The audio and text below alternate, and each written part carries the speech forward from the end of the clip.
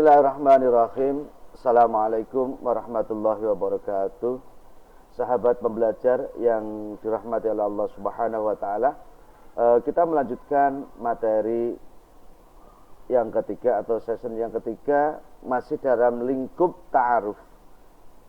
Kalau di session yang pertama yaitu kita memperbanyak kosakata atau mufradat yang harus kita hafalkan, sehingga di dalam melafadzkan ataupun mengucapkan bahasa Arab itu akan lebih mudah. Maka di session yang kedua kita mempelajari tentang kaidah, tentang isim dhamir, kemudian isim isyarah, yaitu kata ganti, baik yang digunakan untuk laki-laki maupun perempuan.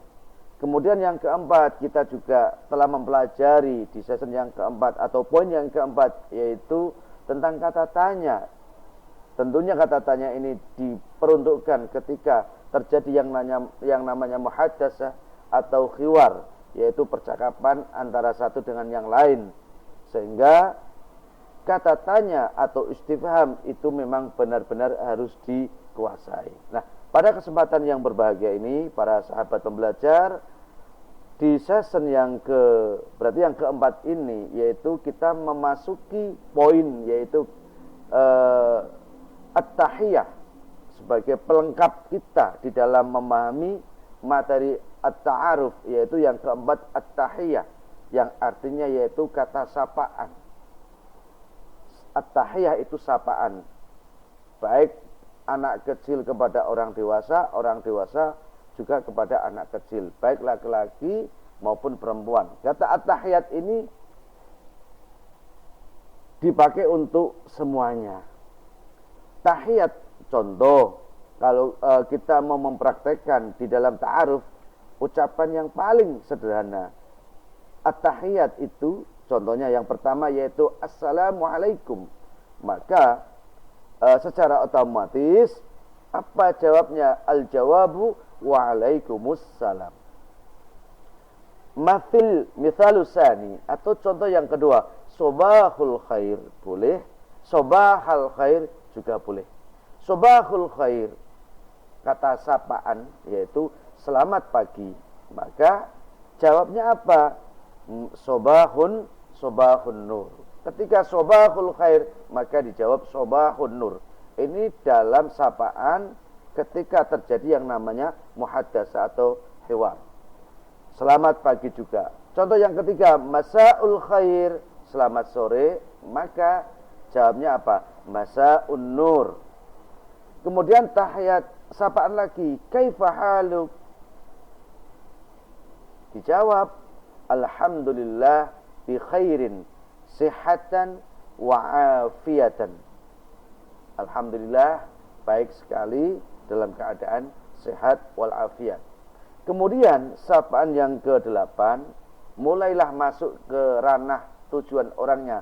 Masmuk, itu kata yang disingkat dari kata ma ismuka, karena di dalam hamzah ini terdapat namanya hamzah wasol, sehingga cara membacanya pun juga harus digandeng, tidak dipisah. Kecuali ketika hamzahnya yaitu hamzah khata', maka ia harus dipisah. Karena hamzahnya adalah hamzah wasol, maka dia cara membacanya pun juga harus secara gandengan. Masmuk, siapa namamu?